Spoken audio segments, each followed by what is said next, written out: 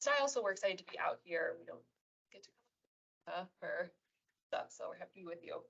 Okay, so we can forward. Is this everyone's? I heard you have a table, so I'm guessing you've been here before. Has Yes. everyone else been to another presentation? First, okay. You're joining us. So this is just the schedule. So we're week 2 with the Mediterranean style of eating, and then the topics for the following weeks. So if you're interested, definitely recommend signing up. Okay, so we'll get started. So first, kind of going over a little bit of Mediterranean diet, some of the background, history, what is it? Is anyone familiar with the Mediterranean diet, or feel like one yes, some maybe no? Okay, a little bit. So just a little background for the Mediterranean diet. So the concept for it started in the 1950s. There were researchers, Ansel and Margaret Key, so a husband and wife team, and they spent many years in the region studying diet and the impact it had on, they're really looking at cardiovascular risk. And in 1975, they published their 7-country study. So they spent time in mainly Italy and Greece in the 50s and 60s, collecting data, learning about diet, culture, and their culture around food specifically. And so the findings suggested that dietary and lifestyle patterns could reduce risk of cardiovascular disease. And then in 2010, just a fun fact, the United Nations Educational, Scientific, and Cultural Organization designated the Mediterranean diet as an intangible cultural heritage. So, little fun fact. Okay, so we're gonna go through this. You can see here, that's one of the Mediterranean diet food pyramid. So we'll go through kind of each of those sections in more detail here, so you can get an idea of what it would mean to follow a Mediterranean diet. But in general, there's dietary and lifestyle components. And so overall, it's associated with a high intake of vegetables, legumes, fruits, whole grains, nuts and olive oil, moderate intake of fish, poultry, and dairy, and then a low intake of red and processed meats and sweets. For the lifestyle aspect of the diet, it encourages regular physical activity, adequate rest, and then conviviality, which is the social component of eating, and really emphasizes that pleasure of sharing food, sharing meals with friends and family. And another aspect of it too it kind of wraps in how you prepare food, share food with friends, your awareness of hunger and fullness, so satiety, so your ability to enjoy food, know when you're done eating, all those components kind of build in. So it's more of the like how we eat versus just what types of food is pulled into that concept. And go on to the next one.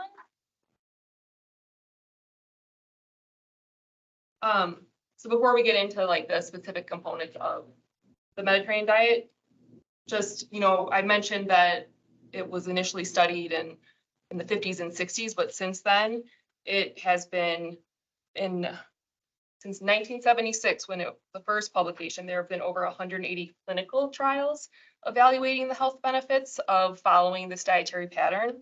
And so we have a lot of research now behind how this pattern can benefit your overall health. We have research showing it lowers risk of cardiovascular disease, supports healthy blood sugar, blood pressure, and cholesterol, lowers risk of metabolic syndrome.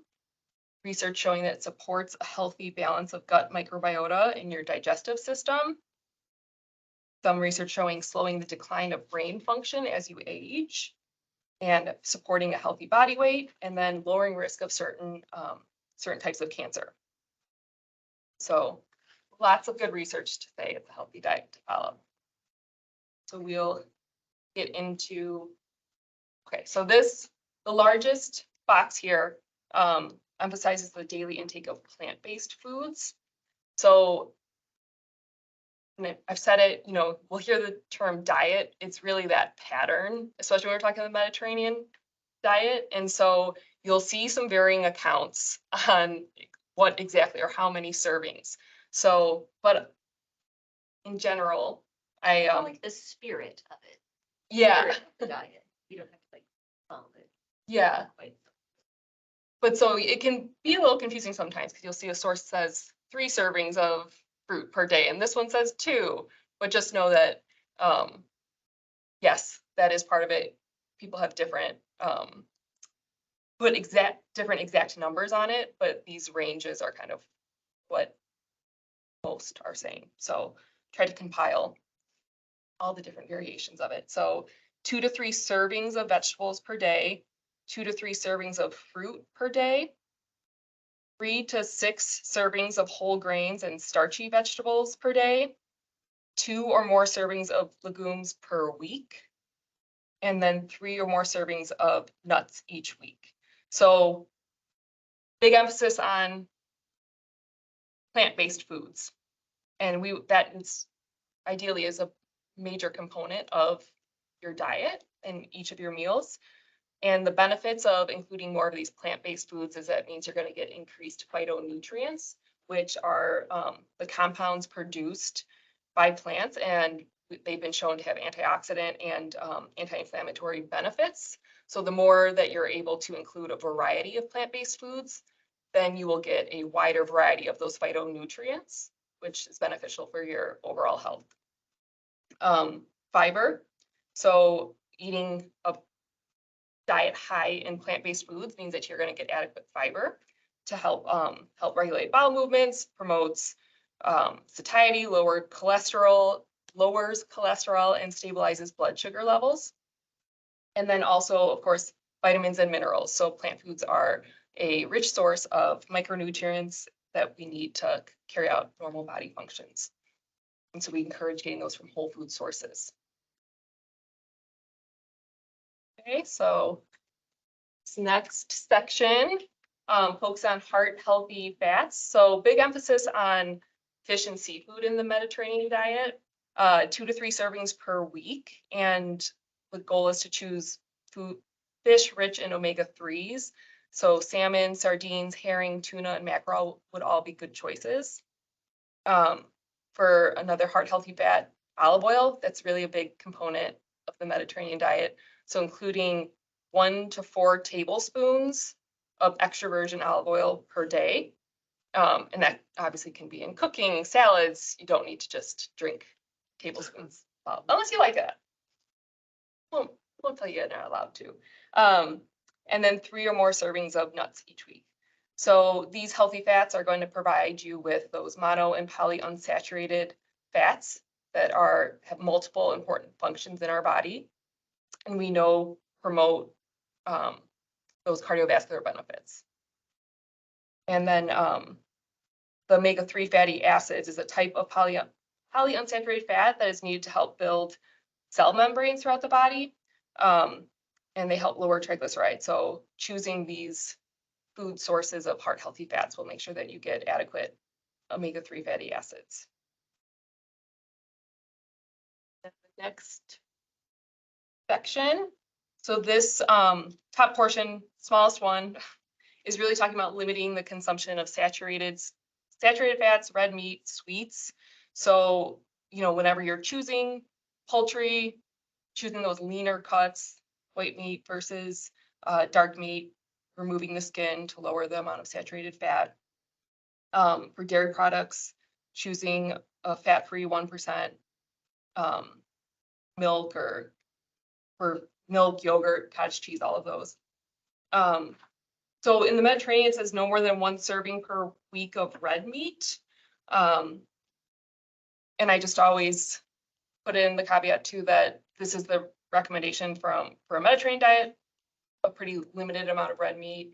The American Institute for Cancer Research has a bit more of a liberal guideline on red meat, and they say 12 to 18 ounces per week. So I'd say somewhere in between there is a good goal. And then limiting baked goods and desserts to no more than 3 servings per week. You know, this will help just lower the amount of added sugar that's in your diet. Can help with maintaining a healthy weight for you, lowering LDL cholesterol, and reduce risk of reoccurrence by limiting some of these foods that we know can increase risk of cancer. Okay, now we're jumping to the bottom of the pyramid. So this is a section that is trying to depict the lifestyle components of the Mediterranean diet. So regular physical activity, adequate rest, and sharing meals with friends and family. We've have research showing how this can help support a healthy immune system, reduce chronic inflammation, and maintain a healthy weight, and also benefits to mental health. The diet really doesn't have specific guidelines, but again, going back to the American Institute for Cancer Research, generally we're looking at like 150 minutes per week of moderate physical activity is an appropriate goal. And then rest, obviously. 7 to 8 hours. 7 to 8 hours is the typical recommendation. So, How many hours? 7 to 8. 7 to 8, okay, I'm sorry. Yeah. And that's time of sleep, not necessarily time in bed, right? So if it takes you half an hour to fall asleep, you should really be in bed 7.5 to 8.5. So we're caveat alcohol. So the pyramid, you may have noticed, especially on the first one, a little wine glass. So traditionally, that has been part of the Mediterranean diet recommendations to include moderate amounts of red wine. And I think they even say like up to 2 typically, 1 to 2 on the Mediterranean. But really, as more and more research comes out, it's showing strong evidence that any level of alcohol intake is actually increases risk of cancer, especially amongst breast, colorectal, mouth, larynx, esophageal, liver, and stomach cancers. So it has been designated as a known carcinogen for quite a long time. And so really, we recommend the safest is no alcohol.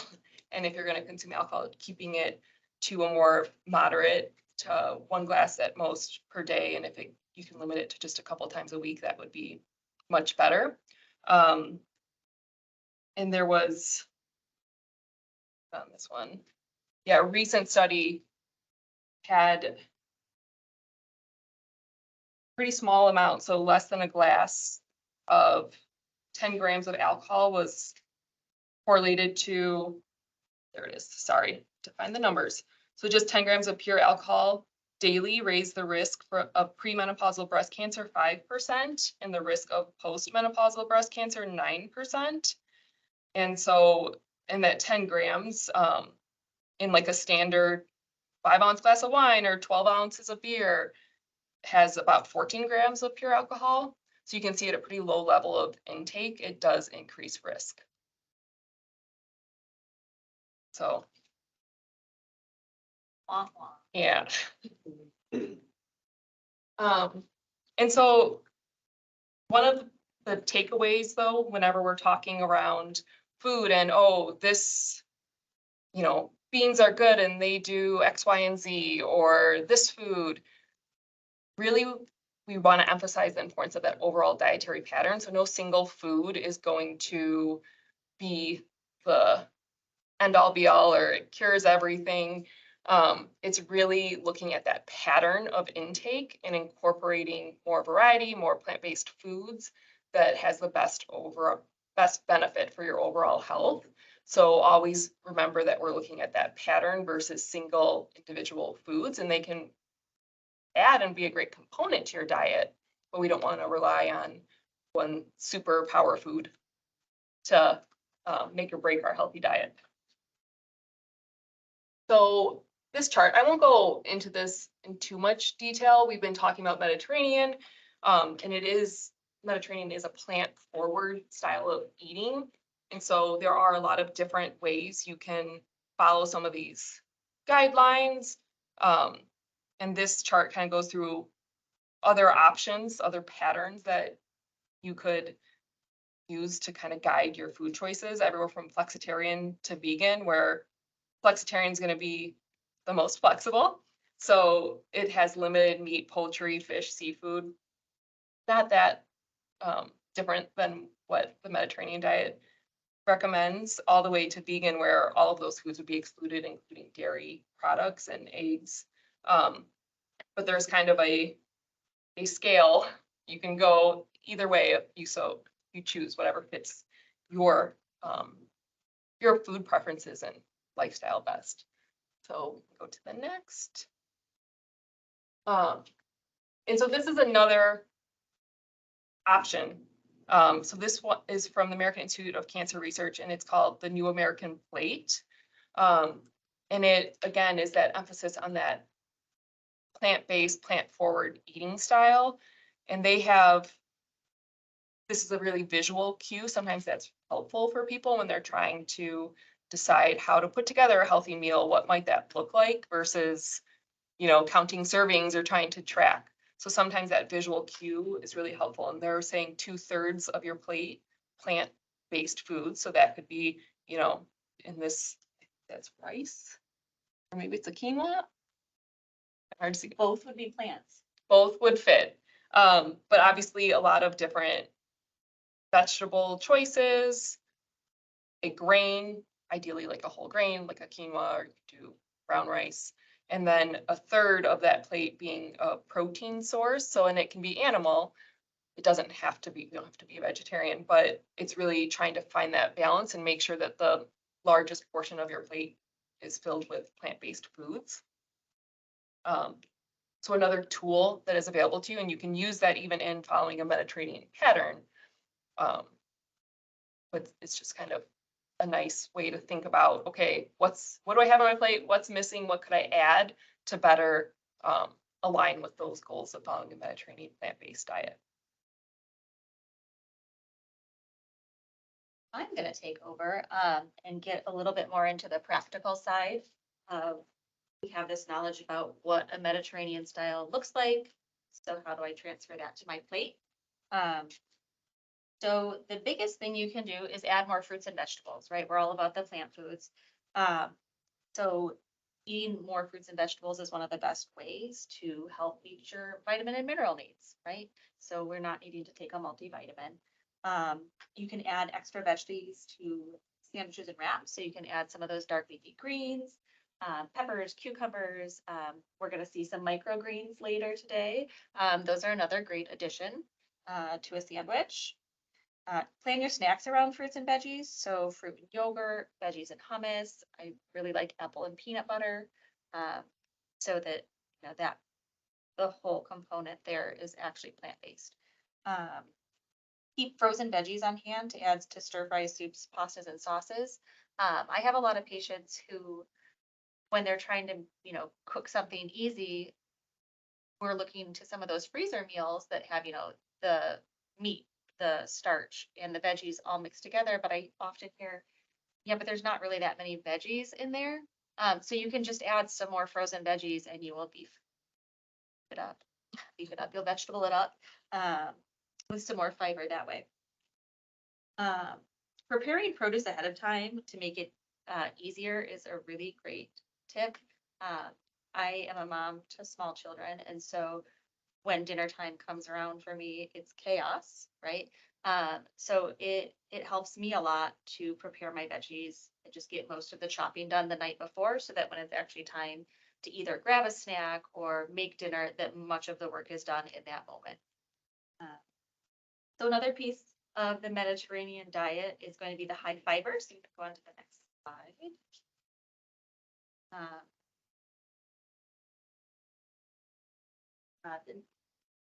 Choosing high fiber foods, again, with our gut health, and they're also high in antioxidants. So Those high fiber foods can help reduce inflammation throughout your body. And we know that inflammation is at the root of many different conditions, whether it's heart disease, neurodegenerative diseases like Alzheimer's, diabetes, and cancer. So lowering your overall inflammation in your body is great. Fiber also keeps waste moving through your body, right? So we're avoiding constipation and preventing that waste from just sort of sitting in your colon. It's better to move it through as quickly as we can so that any of those toxins aren't just hanging around for longer than we want them. So one of the things that we can do with the Mediterranean diet is incorporate more of those plant-based proteins. So some plant-based proteins would be beans or lentils. That's the group that we call the legumes. They're an excellent source of protein and they're an excellent source of fiber. They also contain a lot of different phytochemicals, which Katie was talking about. The more variety of those different phytochemicals we can get, the better. So one of the things is kind of more related to the veggie side, but we say eat the rainbow, right? Because the different colors are correlated with particular phytochemicals. So the bigger variety of colors that you're getting, the bigger variety of phytochemicals. Sounds kind of like a kindergarten thing, but eat the rainbow. Quinoa and soy are actually really good sources of protein. They're complete sources of protein. So a complete protein means that it has all of the amino acids that your body needs. So quinoa is a grain. Does everybody familiar with what that one looks like? Okay. And then soy obviously is like a bean, and then it's processed into different products, whether it's tofu or soy milk or edamame. Edamame is a great snack. So that's, if we're not familiar, that's just like a little soybean in a pod, and I like them steamed with a little bit of salt. Just You can find those in the frozen section. oh, you too, sure can. Yeah, So it makes it easy. you can even find them in the frozen section without the pod, right? So I add them to stir fries a lot to give me a little bit more protein as a plant protein. Again, my children are picky, and so that's one way that I can incorporate sort of a plant food that is giving them protein at the same time. Although they actually really like to pop them out of the pods because it's fun. So whatever floats your boat. So nuts and seeds are the third point there. They also contain a wide variety of healthy fats. They include protein. They can be added to meals. We often will add nuts and seeds to our salads, or you can just have them as a snack. Sometimes if you're on the go, a handful of nuts just gets the job done. We just need something. So in general, when we're talking about these different foods, whether it's the fruits and the veggies or the high fiber foods or the plant-based proteins, I would encourage you to look for whole foods. So whole foods being foods that are sort of, I would say, closer to their origin. So I like to use the example of, let's say, corn, right? If you are going to get entirely unprocessed corn, you are going to walk into the field and you're going to grab an ear of corn and it's going to look like corn, right? Totally unprocessed. And there's just this spectrum, right? There's frozen corn. So it's been processed a little bit, but it pretty much resembles that ear of corn. And then we go way down the line and we have Doritos, which is a corn chip. But if you held one up, would you say to yourself, well, that is obviously a product that is mostly corn? You would not. So ideally, we're eating more foods that are sort of towards this end of the spectrum. It doesn't mean that we can't have these foods that are over here. Doritos taste good. So that's okay. But more of the time, we're having those foods that are from that whole food side. And then less of the time, we're having those more highly processed foods. Because when you get those more highly processed foods, all the good bits that we've been talking about, whether it's the fiber or the phytochemicals, they've sort of been processed out, and you're left with a version of the original that's not nearly as good as the original. Okay. How do like dried fruits? Yeah. How do they rank? Are they Yeah. decent? Yeah. So Okay. I would, there's not really a system. Maybe somebody's come up with it online. Ranking, ranking. yeah. I'm sure, I'm sure somebody has, not one that I know of, but I kind of just use my common sense in as best as I can. So dried fruits pretty much look like the original, right? I would watch out for ones that have, like sulfites added. Um, but yeah, I would say those are fairly close to what we would say this side. Um, you have any thoughts on that? Yeah, I think the one, it's easier to eat a lot more of dried fruit than like its whole counterpart, like eating 30 raisins doesn't sound like, oh, that would be too much, but like 30 full grapes, it's kind of filling. I think the dry fruit's more like snacky kind Yeah. of foods rather than like meal foods, but Yeah, no, but so just like that's the one, it is easier to consume a lot of those, and so you're getting more of like a concentrated form of it. And so if you're watching and you need to control like, okay, how many carbohydrates you're able to eat, if there's any, you're trying to manage blood sugar, it's a lot easier to overconsume those than others. So again, it's that balance of, okay, let me pair this with, it's kind of that plate method too, of like, I don't want to just consume a bunch of fruit. What can I put with it? Is there protein? So if I pair it with some, I just didn't know Nuts, drying yeah. it if you lost any of the you're value. losing the water. So that hydrating aspect. So drinking plenty, and you can just consume a lot of it. Sometimes they add Your sugar teeth. too. Yeah, they add sugar, and so there can be issues with like dental caries. That's, I think, the Sticky. the thing I see most often with dried fruit. So it's absolutely can be part of a healthy diet. It's just like those things to consider of easily consume a lot more of it. Question though. So the next slide goes over just some possible breakfast and lunch menu options. So if you're planning your breakfast and lunch, work to add protein foods in like Greek yogurt, nuts on your oatmeal, peanut butter on toast or eggs, or my favorite with an apple. And then, so for breakfast, it's kind of nice to have a few like go-tos. So you can just sort of rotate and you sort of always have those things in your house and you can always feel good about those. So some sample breakfast ideas, be a Greek yogurt with fresh fruit, or an oatmeal made with low-fat milk, some dried fruit or nuts. You can try overnight, what? Dried fruit, perfect Dried fruit, example. perfect. It is delicious. Or try overnight oats. Last time we talked about overnight oats are pretty simple. So I make overnight oats a lot. So I just do a half cup of whole oats, a half cup, I use a soy milk, and then like a teaspoon of chia seeds and a teaspoon of ground flax and a teaspoon of honey. And then you just sort of mix it all together, pop it in your fridge, and it's good to go the next morning. You can heat it up if you like it. I actually like it cold, which seems really weird. But I went on a vacation one time and I tried it, but they put like fried apples on the top and then like a streusel. So it was delicious. But it's good without all those things too. So give it a try once cold, and if you don't like it, you can pop it in the microwave. And you mentioned flaxseed meal.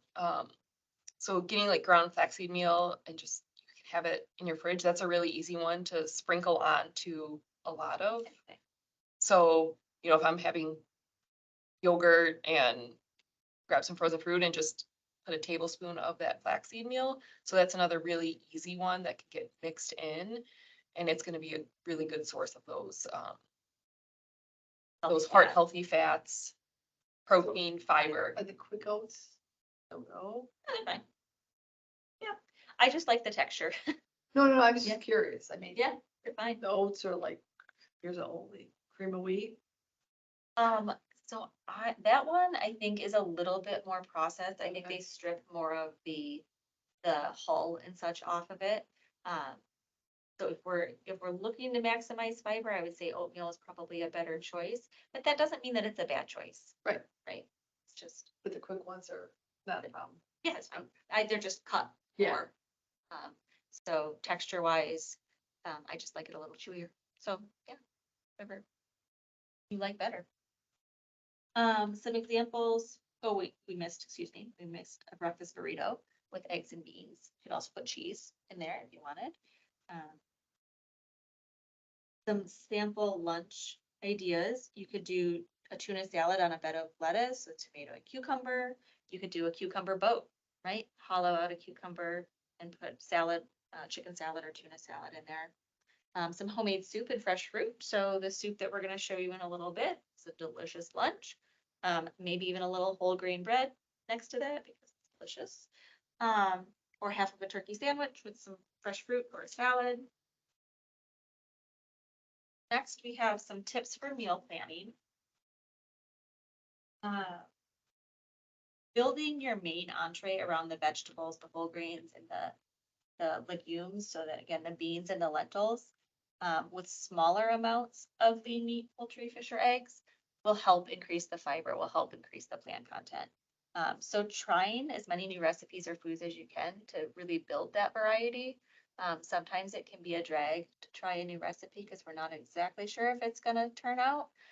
I know I have that problem with Pinterest, right? A lot. It looks really good, and then you read the comments and it seems very promising. Not good. So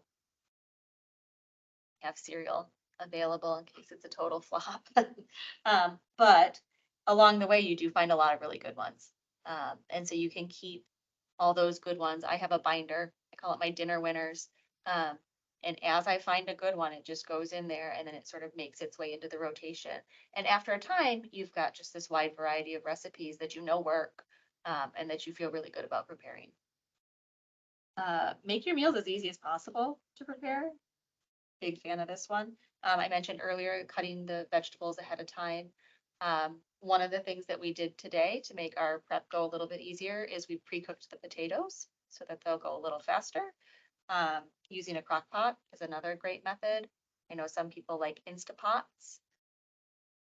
Or just thinking, what are those easy meals? Like I'm gonna do a grilled cheese and tomato soup, and I'm still gonna have, if I'm using a whole grain bread and I'm having a tomato soup, I'm still having that plant forward. But I'm not stressing too much over it. You can use planned leftovers, so you can make 2 meals at once and save one for the next day. Or you can use, let's say you have a Costco chicken one day, and then the next day you use the rest of the chicken that you didn't eat the day before and turn it into something new. You can cook in large quantities and freeze it in smaller portions for later. Just make sure you label it and put your date on there so you know what it is. Set this at my own house where I do not label it. And I will pull out a little container and I think, is that chili? Is that marinara sauce? Is that soup? I don't know. And it's a mystery until it thaws. So label it. And then plan out those nutritious snacks. Again, just sort of having it ready, having an idea about what you like and what's easy. So you can do the fresher dried fruit, raw veggies, whole grain crackers, low-fat cheese sticks, low-fat yogurt. Hummus is a good one. I like cottage cheese. It easy. And then if you can plan your meals around seasonal foods, they often taste better, because stuff that's in season, it tastes like it's supposed to taste. Strawberries are a really good example, right? When you get those strawberries in June, they taste like sunshine and it's amazing. So if you can look at your local farmer's market, if that's a thing that's open to you, then you can just get the bounty of the season. Okay. The next part is that going back to that activity, being part of the Mediterranean lifestyle. So when you look at a lot of those traditional Mediterranean cultures, even folks who are quite a bit older get a lot of physical activity, whether it's, walking up the hills to go sit with their friends. They're not just sitting around. So if you can get 30 minutes of physical activity per day, that's amazing. Again, as we're talking, ideally we're getting 150 minutes of moderate physical activity. So that's walking with a friend and still being able to talk to your friend. That would be considered moderate physical activity. or 75 minutes of vigorous physical activity. So the vigorous physical activity is, I'm out of breath, I'm gonna say some words to you, but that's about it. But you do it faster. And it doesn't have to be all, so like if 30 minutes is the goal, it doesn't have to be a 30-minute chunk in one day. So it could be, I'm gonna, if you're like, I am at 0 minutes a day, okay, I'm gonna add in a 15-minute walk in the morning and maybe a 15 later. So you've broken it up, still counts as the 30 and it feels a lot more doable. Manageable. Yeah, there's actually quite a bit of new research about, it's called exercise snacking, which is just taking 2 minutes here and there. I have 2 minutes while I'm in line here and just, doing some calf raises.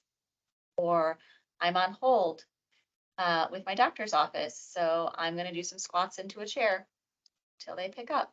And so those 2-minute chunks, they add up. Whether it's strength training or that aerobic activity that's getting your heart going. Find activities that you enjoy. It is really hard to drag yourself to something you hate. And it's sort of out of the spirit of the Mediterranean style to exercise, to sort of for the purpose of exercise if you find it hateful. Like it should be a joyful piece of your day. And make it social if you can. Go on walks with friends. I know here at Living Well, they've got some exercise classes and they've got those classes often virtually, so that you can still have that fellowship, even if maybe you're not right in the room.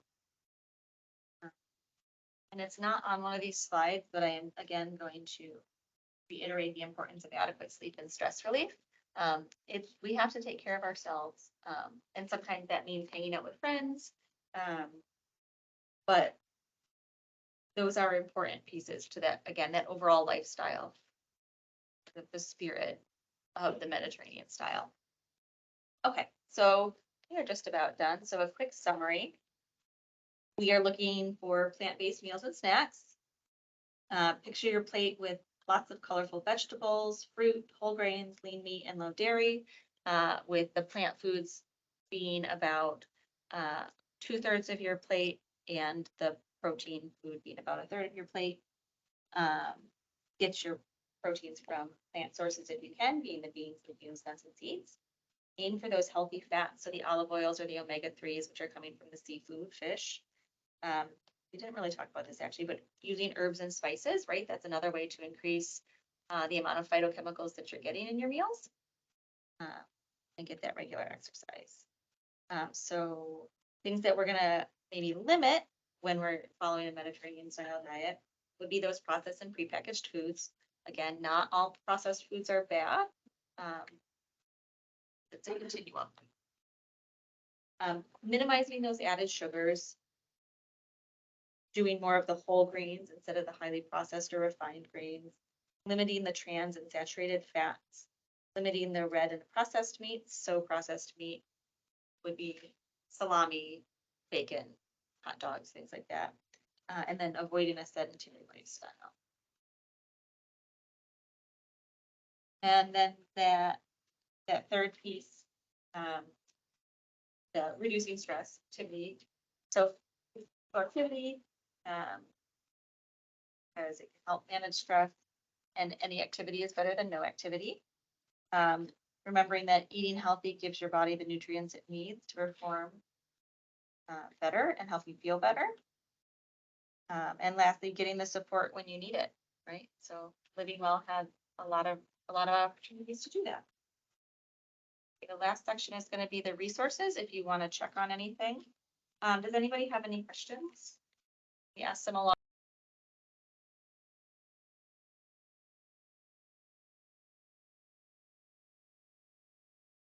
This is actually originally a Jamie Oliver recipe. You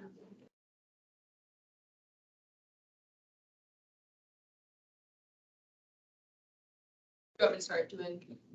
Oh, yeah, you want to talk about leeks? Okay, so do people use leeks regularly?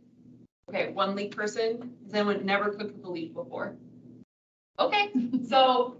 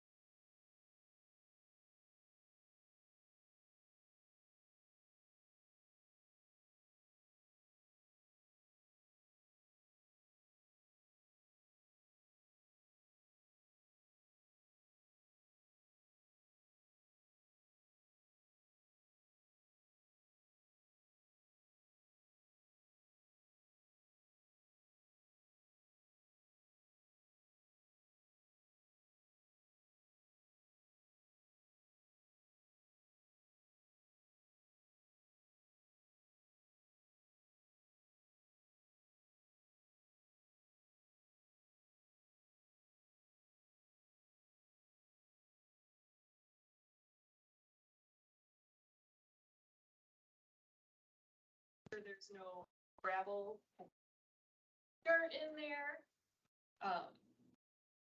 Then you chop it. And so kind of depending what you're doing, usually you're, depending if we're gonna puree this one, so you can do kind of bigger chunks, so you can, Yeah, it says finely diced. if you're using, it's like my garnish, they're better cooked. But if you were gonna garnish, I would do finer. But so she already did enough for the recipe, I'll just. I just put the olive oil here, got it kind of warm and shimmery, and now I'm gonna put my leeks in here. They don't need to be cooked all the way through, we're just trying to get them sort of softened, and maybe a little bit more translucent, much like if you were doing onions. Gonna take a second, so now will be a good time if you have questions from the presentation.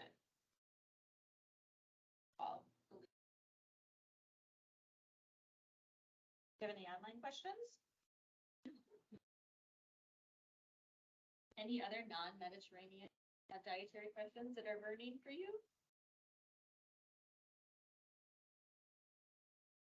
Thank you very much. I've been baking our own bread for a while now, and I'm trying to use more whole wheat flour in it. Does it matter a lot if it's organic flour versus regular? I mean, I don't buy the bleached flour, I buy unbleached. But should I go, with organic flour? Does that really make a difference? I don't know. I've read one thing and I've read another that. Yeah, there is a lot of information out there, and some of it can honestly be pretty scary, or if you're wandering around, whether or not choosing organic is the better choice or the healthier choice.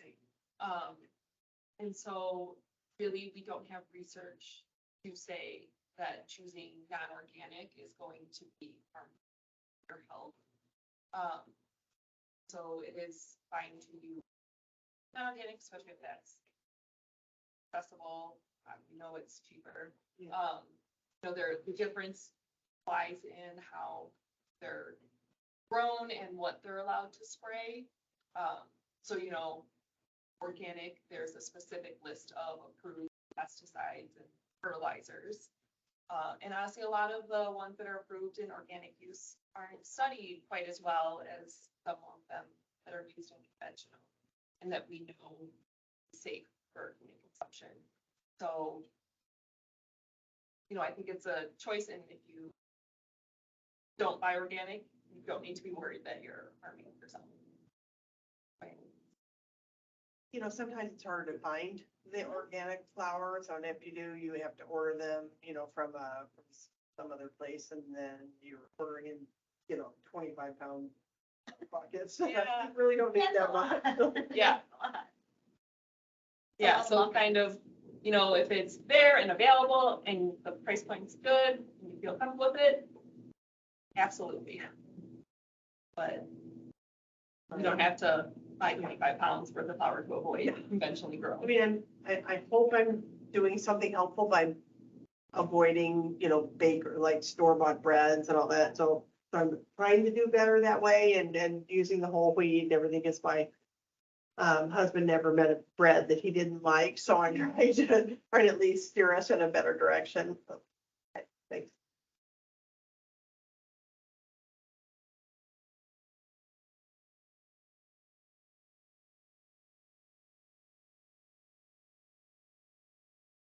Down nicely. We talked about seasonal foods a bit and how, so leeks are one that, we still have some I have at my place, still some in the greenhouse that they took a pretty big hit from that really cold weather. But they're pretty hardy plants, so you'll see them, usually in this area, this region, it gets planted, so you have like a spring harvest. Different varieties are good to last into the winter. So a good chunk of the year, you can often find beets, usually not like peak heat summertime. And we started to mention too, with that increasing the range and variety of fruits and vegetables, incorporating seasonal or kind of exploring some of the seasonal options, I find often helps people try new things and it increases the variety. So sometimes it can be fun to, whatever's in season or like I'm not familiar, talking about finding recipes, but then it can just increase that variety that you're being exposed to. So we're always happy to help, right? If you say, I found this crazy vegetable and I was wondering if, How do you use it? how would you use kohlrabi? You probably have an answer, so you're always welcome to email. We can kind of be, and again, bringing that like joy and fun into cooking. Sometimes of what I'll suggest to patients or, that are asking, how do I increase, or I'm not, we're up eating all these many fruits and vegetables, or I only eat 3 types. So sometimes we'll talk about kind of making a challenge of pick a vegetable and then try it prepared 3 different ways, so then you're kind of experimenting, finding different recipes. Okay, I like it this way, I don't like it this way. But it can be a way to have a little fun with it and not be like, dietitians are forcing me to eat beets. How dare they? And not all dietitians like beets, so. Oh yeah, this one. I can't convince her. No. I don't know if you've got it, but her family has a vegetable farm, and so she. I have tried to get her And to I'm like like, beets. Love that you love beets, but I'm not. I think they taste like dirt. So, it's okay. You don't have to like all the vegetables to still get the benefit, and that's fine. There is a variety of beet, golden beet, and they're amazing. And I call it the gateway beet because they're not quite as earthy. So I've gotten quite a few people who tell me they don't like beets. I've convinced them to buy golden beets, and they're like, I didn't hate that, except for her. I didn't hate it. But she still wasn't on board. But that one has a little bit less of that like strong beet flavor, so. I get some How people. about those ones that have they're white and they have the little rings and they're so Yeah. pretty. They are. Unfortunately, if you like cook them in water, they turn, hold that candy cane stripe. But yeah. And that one's not, I think, a little less intense flavor than like the red beet also. I'm just gonna add the garlic now. The recipe says 3 cloves. 2 cloves. Oh, excuse me, 2 cloves. I grabbed 3. Please call myself. We suggest you cook with your heart. If you like garlic, this recipe is very forgiving and tastes great with more garlic. This is a recipe I often have at home. And so I will, if I have shallots, sometimes I'll throw those in there. That's fine. That tastes great. So the serving or the instructions on the garlic are blue sky lines.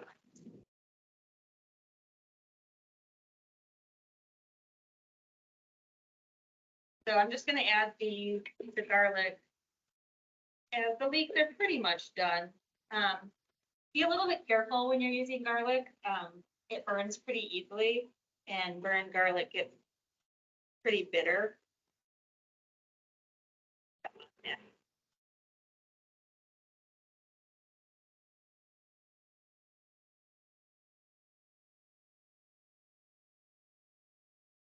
This recipe on the back, the nutrition tip. Okay. So Liz already mentioned that we are already cooked the potatoes. We have to wait for them to cook all the way in the recipe. But especially this is going to be pureed at the end of it. And so you can leave the skins on versus peeling the potatoes because it gets pureed and that's going to help you'll get all of the potassium and all the goodness that's in the skin. You can leave those on.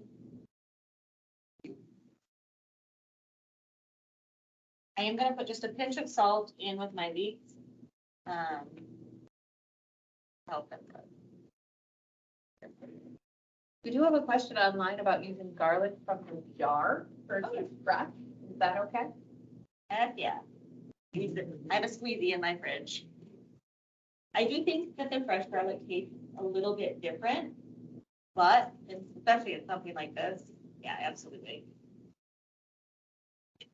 Yeah, and sometimes that convenience factor, you know, having it minced already makes it easier, and so you're adding in more plant foods because it's easier. Yeah. So, Although I didn't even use this, but having a garlic press does make using garlic quite a bit easier. I don't know if you saw as I was chopping it, one way to get the skin off is to sort of use the flat side of your knife and crush it, and that makes it a little easier. We also have a contraption at home.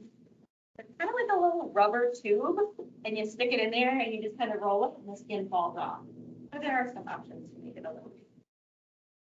Okay, so our garlic is done. We're gonna add the chickpeas and the potatoes. You wanna do the chickpeas? so,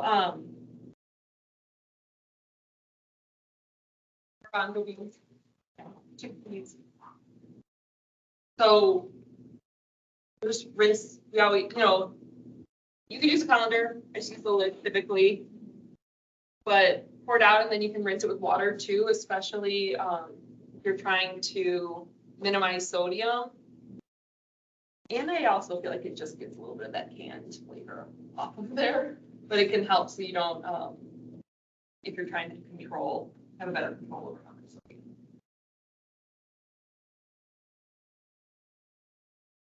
Thanks.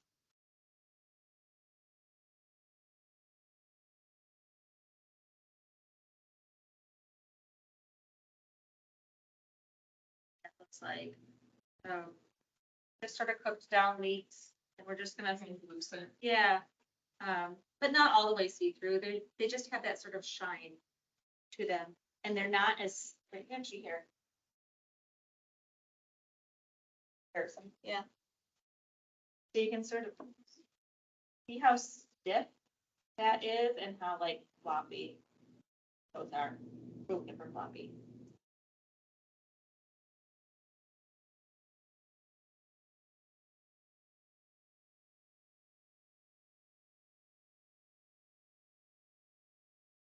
This particular recipe holds really well in the fridge. So, I've never frozen it, but that is because we actually just don't ever have enough of it left. It's about 3 cups. I usually use however much it takes to get to the right texture. So I'll cook it, you know, with maybe a little bit less. But then I'll add more as a blend to sort of get the smoothness that I like. This will take just a minute.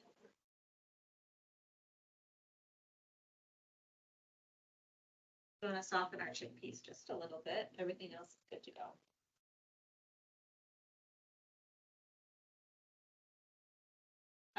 One thing that I really like when I'm cooking, you'll see I have a bunch of spoons over here.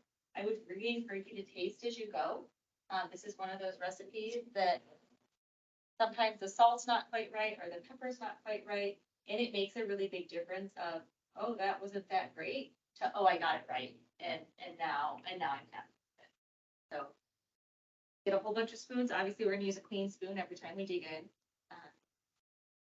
But that really can, actually for a lot of stuff, I feel like taste as you go. It improves the end product. And this recipe really just calls for salt and pepper, but you know, you can use, if there's other herbs that you like, it's a great opportunity to kind of add in, oh, I really like the flavor. Like, I like this if I add a little bit of thyme and rosemary and give it earthy, you know, whatever it might be. Or it's missing a little something. Yeah, I'm gonna head to the spice cupboard and see what I can find. yeah, so kind of getting more familiar and comfortable because those are all plant foods that are good sources of phytochemicals. And often we can use those. It will often help us, again, with that, not overly relying on salt to make something taste right. And so for, when we serve it too, we have, the recipe calls for garnish using Parmesan cheese and pepper and salt. And I brought in, for fun, some microgreens. A lot of times whenever I do soups, it's a fun garnish and you get that leafy green in. So again, just like sprinkle on more nutrition. So what are those items we can keep on hand and just sprinkle it on, and find those places where we can add in. So this would be an option if anyone's interested in having microgreens on their little cup of soup. Would you say these are kind of peppery, or what would the flavor profile of these be? So this, put me on the spot, Liz. Sorry, I'm So there's, it's the micro mix. Okay. This changes every Monday for harvest. Okay. So there's micro kohlrabi, micro broccoli. And it looks like a micro cabbage in here. So this is not a really spicy one. Those are all in the brassica family. There are so many different options when it comes to microgreens. So if you have something that's like a mustard, mizuna, those will have a wasabi spiciness to them. Arugula has that peppery spice. Those are all possibilities for microgreens, but this particular blend is a really mild brassica, so it'll taste like broccoli taste. All in that same family. Kind of greeny. Yeah, just that earthy, not spicy, not bitter. And it adds a little texture too, because, we're gonna make it the way I like it. I love here. I like it all the way smooth. I don't really like it with chunks. As I mentioned, this is a Jamie Oliver original recipe, his original recipe, and he suggests leaving it halfway. So if you want more chunks, you can do that, but adding the greens will add that different texture to the smoothness. I like it because it kind of comes out like garlicky mashed potatoes.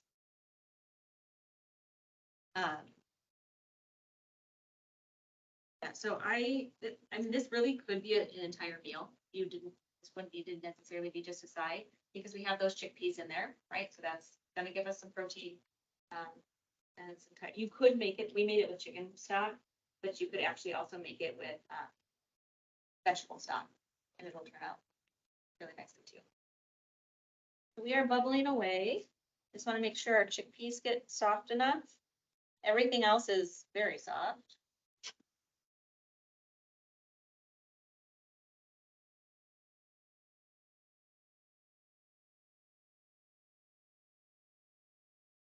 Mush it, so I think it's fine.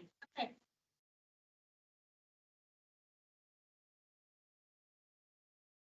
So before I do the seasoning, I'm actually gonna do the immersion blender. This part you need to be a little bit careful.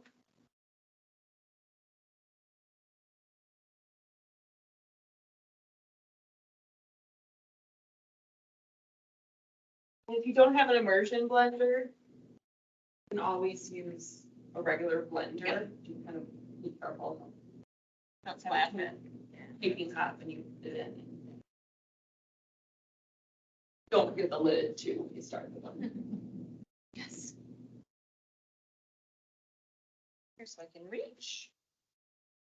Um,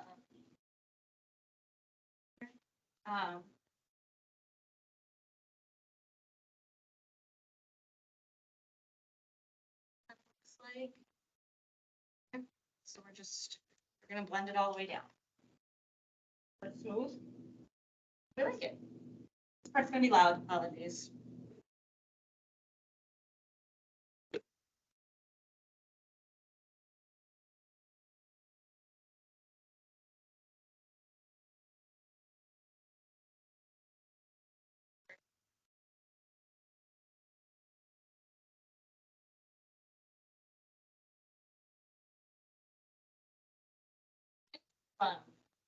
When I'm first doing it, like go on each section, to blend it down, and eventually we'll be able to move through it here.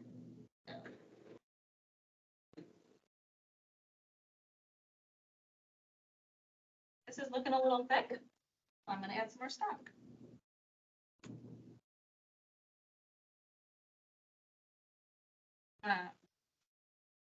I would say this is a fairly hard to mess up recipe. It's just so forgiving, right? It's just nice.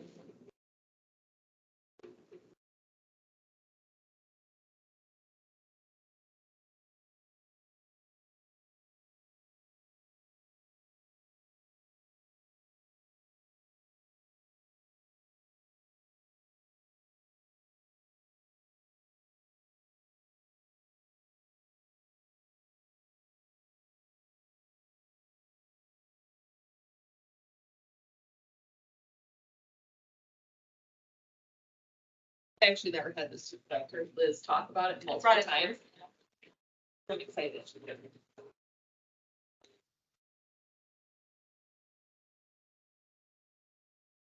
Sometimes it does take a little bit with the immersion blender to like find all the chunks that are hiding in the bottom, so.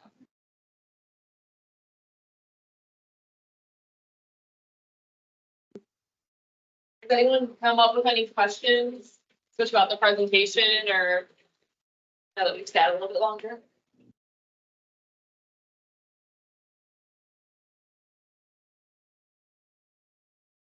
Yeah.